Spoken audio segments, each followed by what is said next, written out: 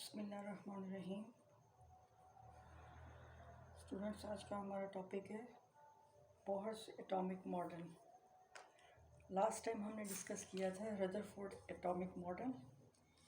According to Rutherford said about the structure of atom that in the center of atom there is a central core which is called nucleus, and within nucleus there are two types of particles, proton and neutron, and overall charge on nucleus is positive. Around the nucleus, negative particle, which is said to be as electron, it moves around the nucleus, and when it moves around the nucleus it continuously emits radiation. When it is continuously emitting radiation, it means a time will come when the energy of this electron will be zero. When the energy will be zero, definitely it means that the electron will fall within the nucleus. When electron will fall within the nucleus, it means what will happen? We say that atom will collapse. While we know that atom is a stable particle. So this idea of Rutherford was rejected by a Danish scientist who was Bohr. What happened with Bohr? Bohr said, well, according to Rutherford, the electron is emitting radiation and will fall within the nucleus, while this did not happen because we know the definition of energy, that capacity of a system to do work is called energy. Suppose here I am giving you the example of an ox, that this is an ox. Okay, the ox is moving around the well for irrigation purpose continuously. When this ox will have no more energy, what will happen? This ox will fall near about the well, कुएं के गिर जाएगा. It means it will collapse because it will have no energy. When energy is zero, the death of everything occurs. So same was the case with electron in case of Rutherford model. Bohr was his student. He joined Rutherford in 1912 for his doctoral research. In 1913, Bohr presented his model.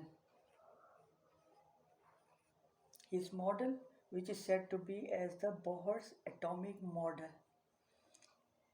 According to Bohr, what happens? He say about the structure of atom that the central part of the atom is definitely the nucleus. Around the nucleus there are many circular orbits. Orbit means the path where the electron is moving or traveling or rotating. So there are many orbits. These are the circular path for the movement of electron according to Bohr. Bohr said that these orbits are those regions where the electron is moving. This is the first orbit, this is the second orbit, third, fourth, fifth, and say so on, 6 and up to infinity. Infinity means many more, beyond any number. The energy of each orbit, energy of this first orbit, this is the first orbit, this is the second orbit, this is the third, fourth, fifth, and sixth. The energy of all these orbits, he said that the energy of these orbits is quantized. This is the term used by Bohr. Quantized means that the energy of these orbits is fixed. Okay.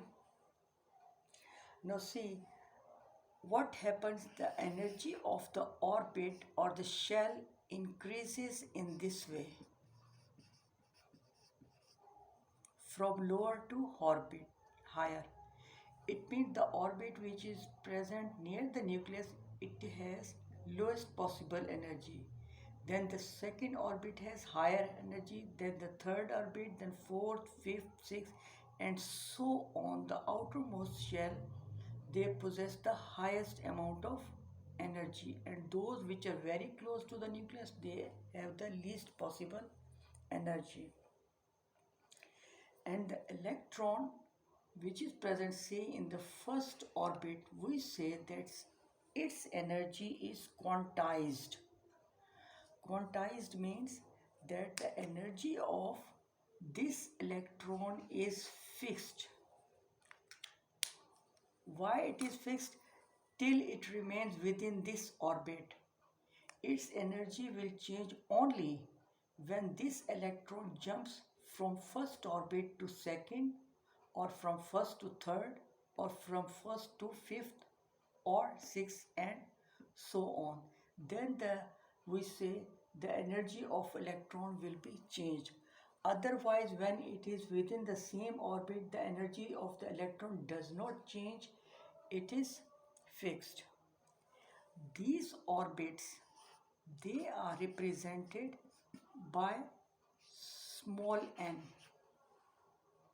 This is said to be as the principal quantum number.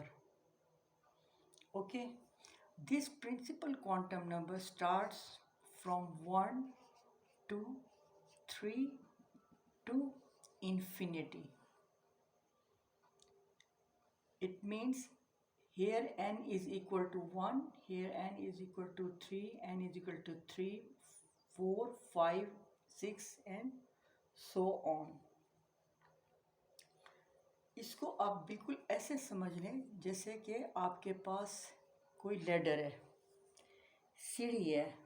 For example, according to Bohr, ये suppose कि हमारे पास कोई सीढ़ी है.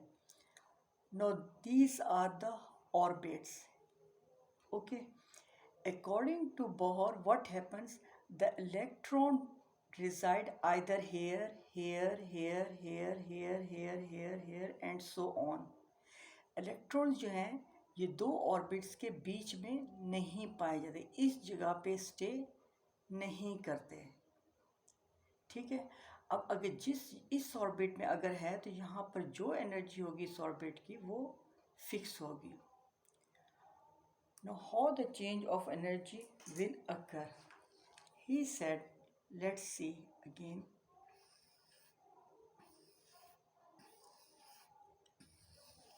He presented the idea of hydrogen atom.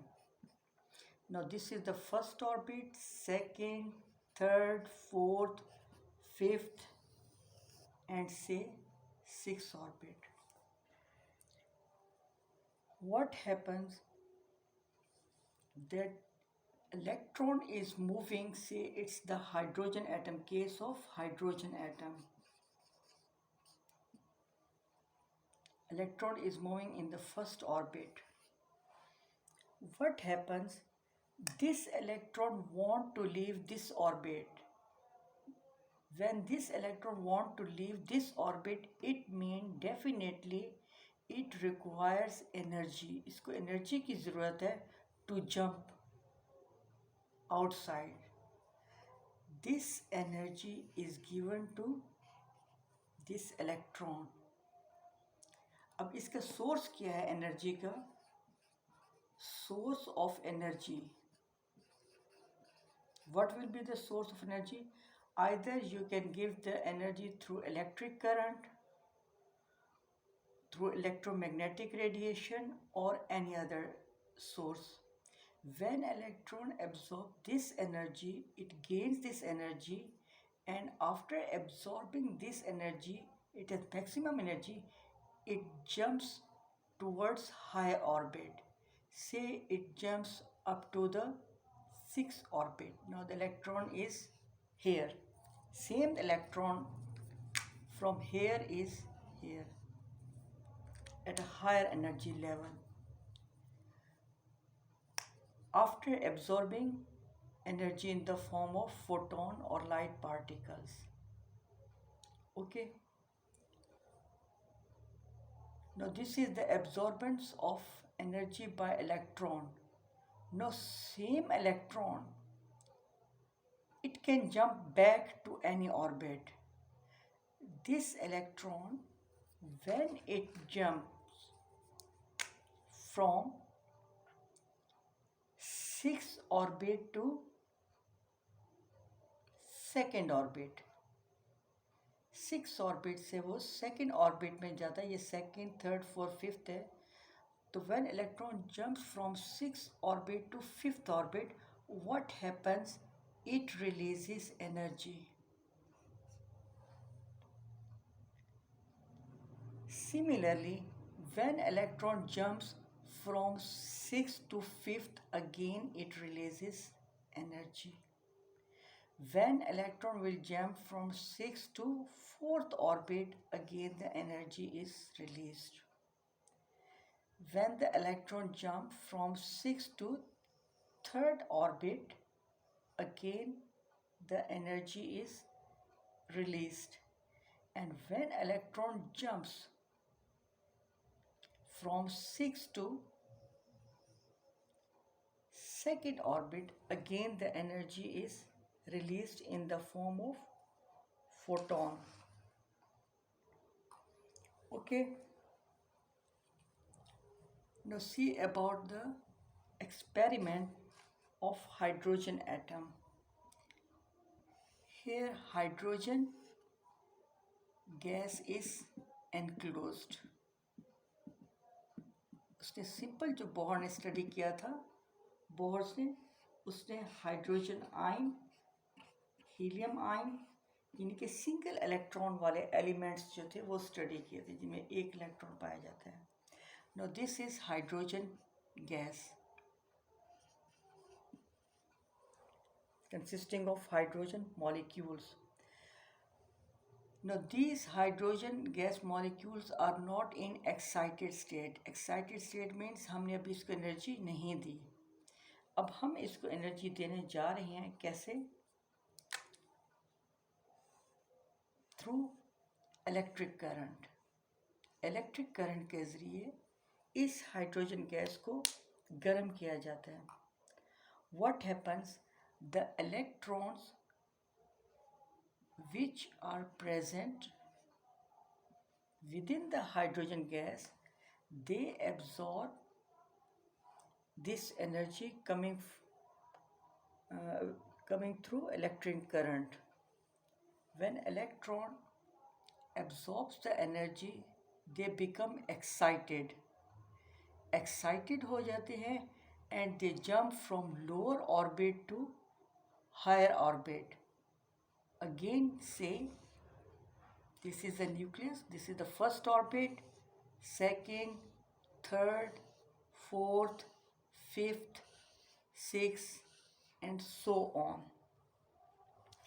ये हमारे पास आ गया फर्स्ट ऑर्बिट, ये second, third, fourth, fifth, sixth and so on. Now when electron jumps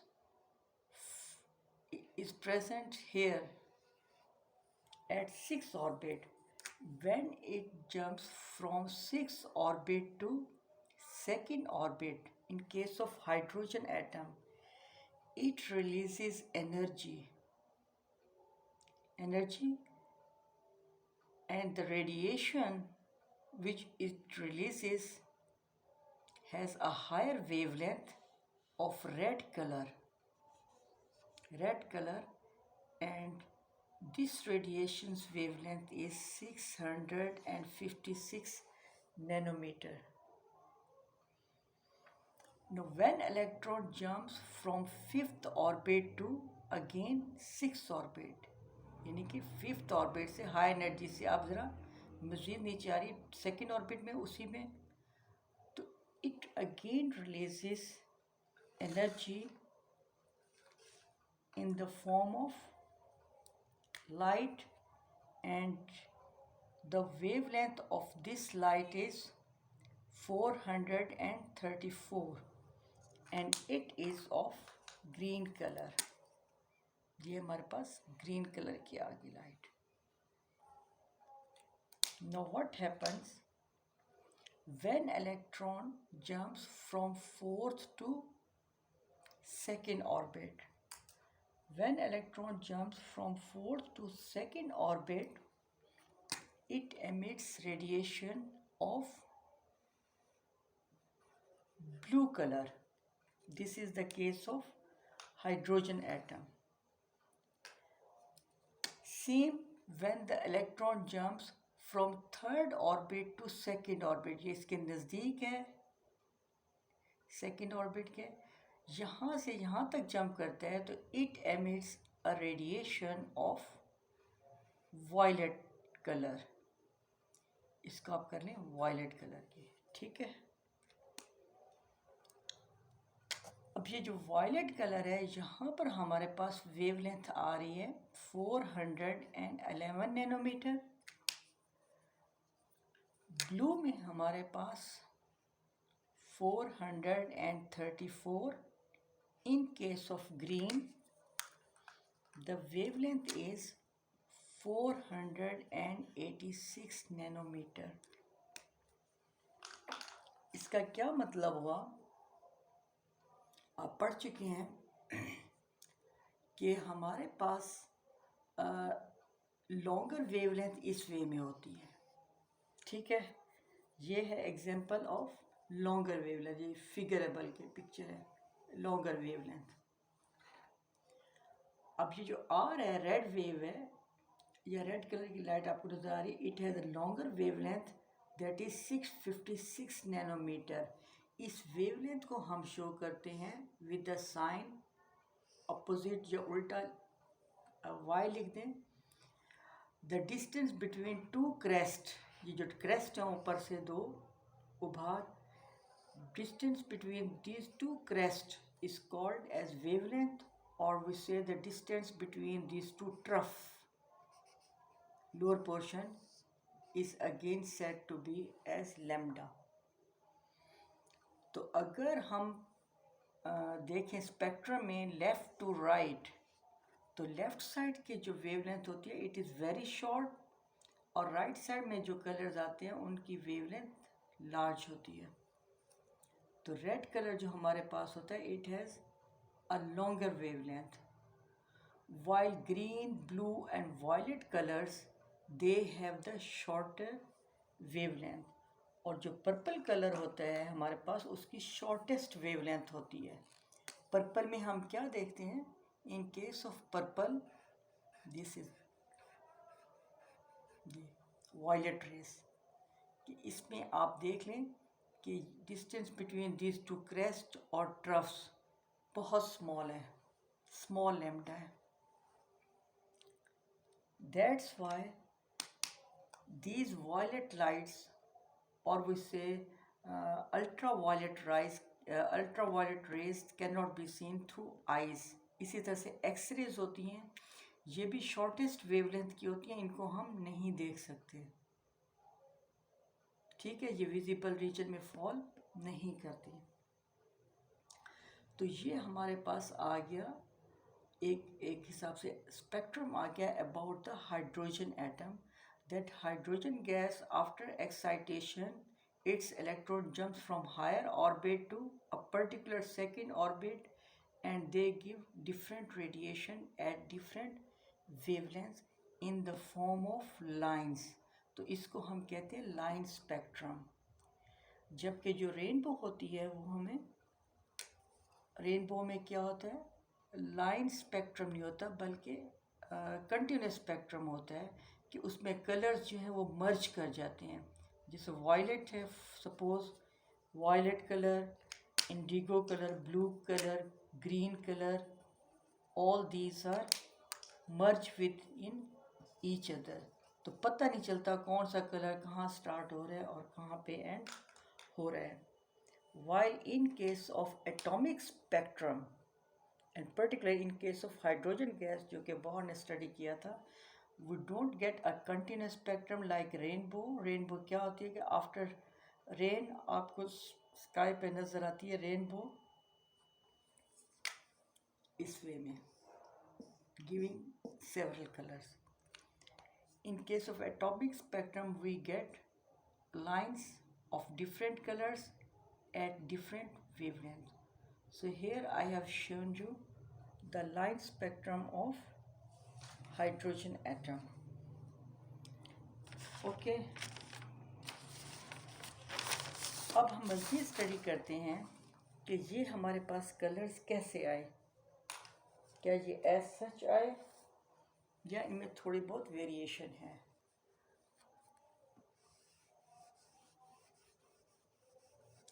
actually hydrogen gas को जब एक्साइट किया गया, उसमें से जो रेडिएशन एमिट हुई थी वो सिंगल कलर की थी, यानी उसमें ये सारे कलर्स नज़र नहीं आए.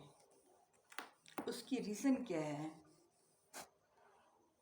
What is the reason behind it? कि ये हमारे पास हाइड्रोजन गैस थी, ठीक है, okay, and we used electric current, supplied it, and this hydrogen gas, it gives us a single beam of light. ये सिर्फ सिंगल बीम ऑफ लाइट देता है. वाई? और हमें नज़र भी यही आता है because our brain integrates only one colour. उसको सिर्फ हमारा जो ब्रेन है वो सिग्नल देता है कि ये सिर्फ एक ही सिंगल लाइट है, इसमें और कोई कलर नहीं आ रहा. While what happen when this single beam of light कि ये सिर्फ एक रे नहीं है actually. what happens when this ray of light was passed, the single beam of light was passed through a prism. इसको प्रिज्म में से पास किया गया इसी लाइट को. तो what happened? It showed different colors. इसने हमें डिफरेंट कलर्स दिए. कौन से कलर दिए? Red, then it gave green color, okay, then it gave blue color, and finally purple color.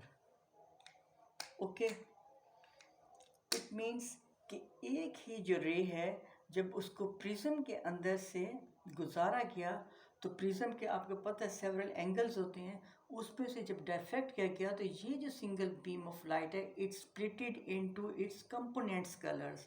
Jin colours से ये मिलकर बनी थी उसने उनको इस तरफ शो कर दिया और बताया कि एक्चुअली ये जो सिंगल बीम ऑफ लाइट है इसमें ये चारों के चारों कलर्स मौजूद हैं ऑफ डिफरेंट वेवलेंथ्स. ठीक है, ये हम उस सूरत में भी देख सकते हैं सनलाइट की सूरत में कि आपको बज़ाहिर सनलाइट जो है वो वाइट कलर की नज़र आती है, लेकिन आप थोड़ा ग्लासेस में से करके देखें किसी और एक्सपेरिमेंट के ज़रिए से जो आपके माइंड में आता है आपको पता चलता है कि उसमें सेवरल कलर्स मौजूद हैं. अब थोड़ा सा बोहर को देख लें मैथमेटिकल कैलकुलेशंस में कि according to Bohr in case of hydrogen atom the central part is nucleus. Around the proton the electron is revolving in a circular path. Electron जो है वो सर्कुलर पाथ या ऑर्बिट में इस वे में रिवॉल्व कर रहा है. अब ये जो हमारे पास सर्कुलर पाथ है, ये हमारे पास एक सर्कल है, it has certain diameter. Diameter क्या है? यहाँ से लेकर यहाँ तक का डिस्टेंस, इसको हम कहते हैं diameter. What will be the radius? Radius का होगा, इसी डायमीटर का आप हाफ कर दें, this will be the radius. r is equal to d by 2. This is said to be as radius. वैसे हम एटॉमिक रेडियस की डेफिनेशन करते हैं कि अगर हमारे पास दो कोवलेंटली बॉन्डेड एटम्स हों तो जो न्यूक्लियस के बीच में डिस्टेंस होता है, the distance between two nuclei is said to be as atomic radius. ठीक है, अगर आप सिर्फ एक एटम को कंसीडर कर रहे हैं, जैसे एक एटम है आपके पास और उसके सेवरल ऑर्बिट्स हैं, तो what will happen? The distance from nucleus to first orbit, this is radius. The distance from nucleus to second orbit, again R. Distance from nucleus to third orbit, again it is R और radius.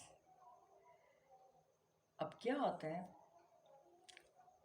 अब electron जो है वो यहाँ पे resided कर रहा है, it has certain energy. When it jumps after absorbing energy, it jumps from lower orbit to higher orbit.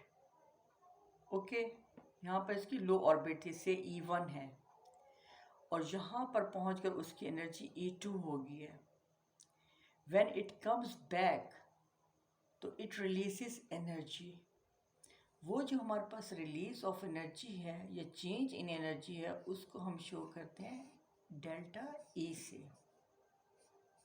Delta means change in energy is equal to E2 final minus E1 initial. ठीक है,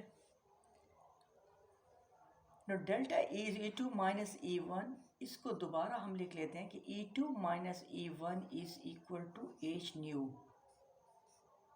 पुरानी books में इसको new की बजाय mu पढ़ते हैं। ठीक है, know what is this new? New जो है actually it is the frequency, it is frequency. What is frequency? Frequency is number of vibrations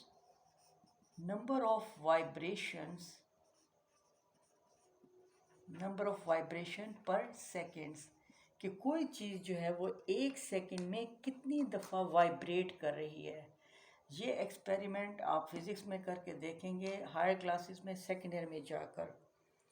जैसे कि इस वक्त मेरे पास गिटार है, ठीक है, अब इस गिटार को अगर आप देखें, थोड़ा सा आगे जाके आपको मज़ीद बताऊंगी, इसी स्ट्रिंग जो है एक यहाँ पर तार जो है इसका एक एंड यहाँ से जुड़ा हुआ है, एक यहाँ से। ठीक है, ये बीच में तारें हैं। अब जिस वक्त इसको ये देखें, थोड़ा सा मैंने इसे तारों को छेड़ा है तो क्या है, वाइब्रेशंस प्रोड्यूस हो रही हैं। अब ये जो वाइब्रेशंस हैं in a second, number of vibration in a second, वो कहलाता है फ्रीक्वेंसी और म्यू। अब क्या है कि delta E is equal to H mu. Okay,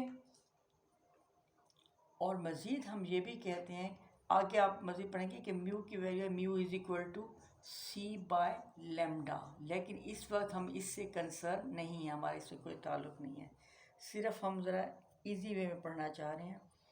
Bohr atomic model 9th class के हिसाब से तो आपने एनर्जी का चेंज देख लिया, change energy is equal to E2 minus E1, then it is equal to H mu, where mu is the frequency and frequency of light it means number of vibrations per second. ठीक है, waves जो हैं वो एक seconds में कितनी दफ़ा vibrate कर रही हैं।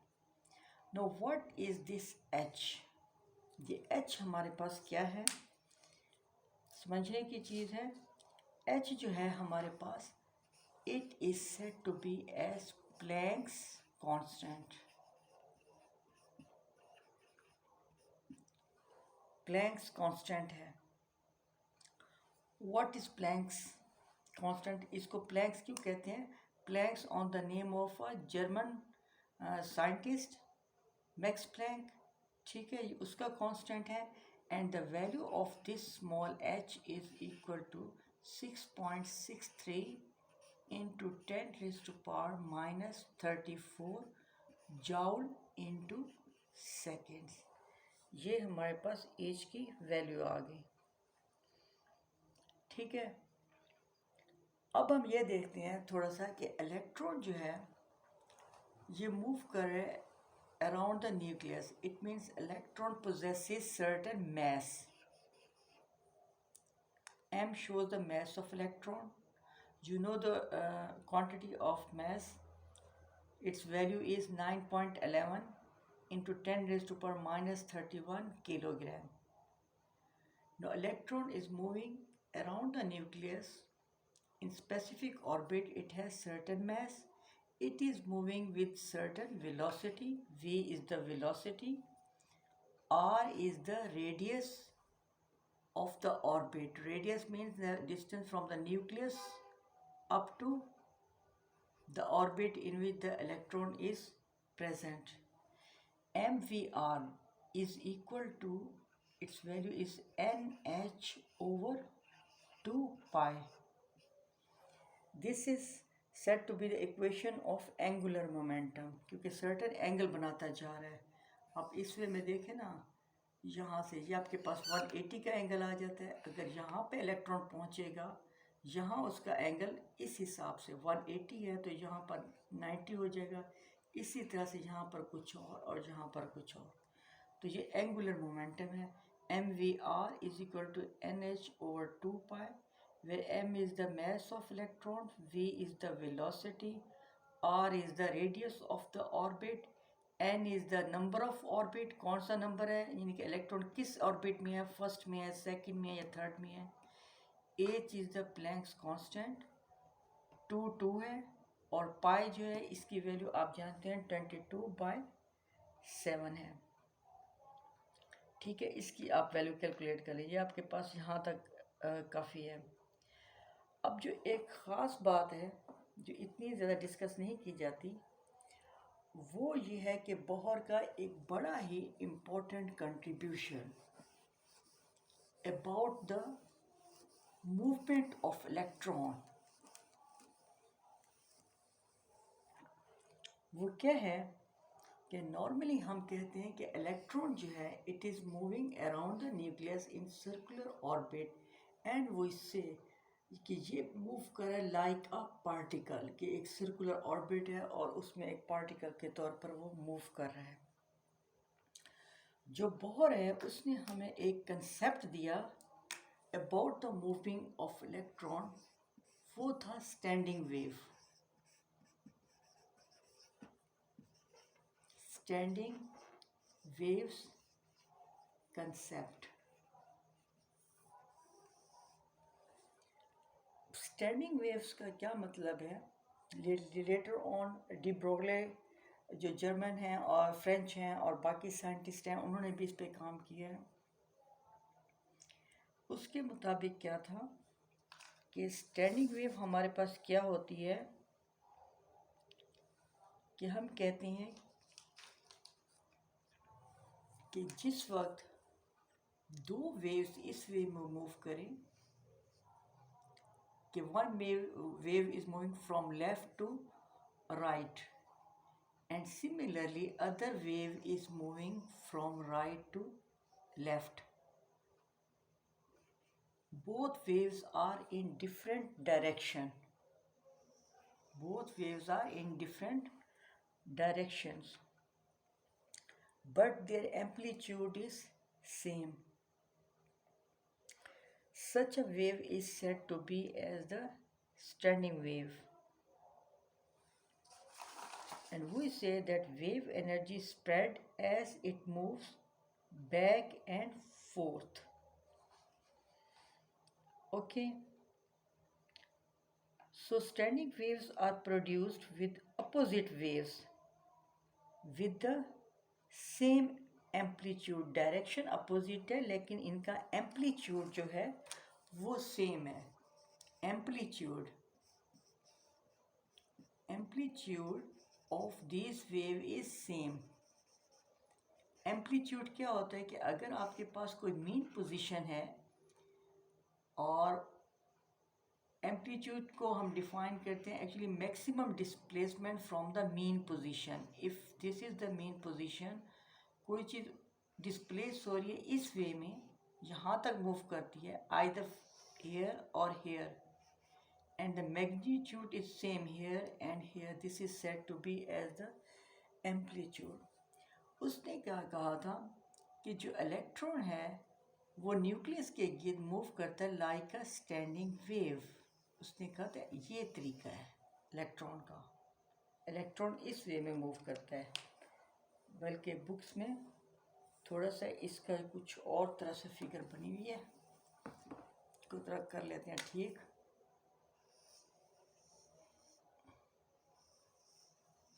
ये ठीक है ना. हेयर इज द इलेक्ट्रॉन, और इलेक्ट्रॉन इस वे में मूव कर रहे हैं in a standing wave case. और अगर ऑर्बिट्स बढ़ा देंगे आप, definitely again the standing wave जो है वो भी बढ़ जाएगी. अगेन स्टैंडिंग वेव और भी बढ़ सकती है. तो इलेक्ट्रॉन्स जो हैं वो अपने ही ऑर्बिट में रहते हैं, लेकिन वो क्या है स्टैंडिंग वेव के तौर पर बिहेव करते हैं. स्टैंडिंग वेव में क्या होता है, जैसे कि फॉर एग्जांपल आप यूँ समझ लें कि ये कोई ओशन है, ठीक है, ओशन है, ठीक है. इसके रास्ते में कोई आ जाता है माउंटेन या कोई पहाड़ चट्टान. Now what happen?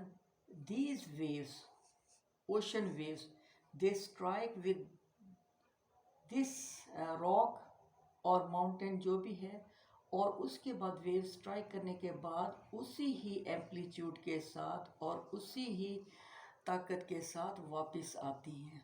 डायरेक्शन बेशक अपोजिट है, इस तरफ जा रही हैं और इस तरफ वापस आ रही हैं, लेकिन उनका एम्पलीट्यूड जो है वो सेम है. तो ये स्टैंडिंग वेव है. जस्ट लाइक सी शोर के जब हमारे पास वेव्स आती हैं, समुद्र की लहरें वो समंदर के किनारे से टकराती हैं और टकराने के बाद फिर वापस चली जाती हैं उसी ही एम्पलीट्यूड के साथ. तो ये कंसेप्ट है स्टैंडिंग वेव का. और इसमें उसने हमें एग्जांपल दी गिटार की, कि गिटार के स्ट्रिंग्स जो हैं यहाँ पे और यहाँ पे, ये दो उसके एंड्स हैं यहाँ पर, वो फिक्स हैं. इसका मतलब है कि आपके पास जो ऑर्बिट्स है ना, हमने कहा एक ऑर्बिट है, इलेक्ट्रॉन रिजाइड कर रहा है अगर एक ऑर्बिट में, तो उसी ही ऑर्बिट के अंदर ट्रेवल कर रहा है. अभी वो दूसरे या तीसरे में नहीं गया, हमने कोई एनर्जी प्रोड्यूस नहीं की. Similar is the case here in case of standing wave. Suppose here is the electron, electron जहाँ पे मौजूद है, ठीक है जी, और यहाँ पे जो एनर्जी है वो फिक्स है. और ये जो स्ट्रिंग है इसकी जो तारें हैं यहाँ पर फिक्स है, बाउंड्री फिक्स है. नो व्हाट हैपन्स, जिस वक्त वेव्स प्रोड्यूस होंगी, तो ये जो वेव्स प्रोड्यूस होती हैं इनको जब देखा जाता है तो पता चलता है कि इनकी जो डायरेक्शन है वो अपोजिट है, फ्रॉम लेफ़्ट टू राइट और राइट टू लेफ़्ट, लेकिन इनकी जो फ्रीक्वेंसी है और इनका जो एम्पलीट्यूड है वो सेम है. तो बजाय ये समझने के इलेक्ट्रॉन हमेशा पार्टिकल्स की फॉर्म में और इस वे में मूव करते हैं कि ऑर्बिट जो है वो सर्कुलर होता है, तो ऑर्बिट को हम डिस्कस करते हैं also in terms of standing waves. इतना आप लोगों के लिए काफ़ी है, बाकी इंशाल्लाह फिर बाद में देखेंगे.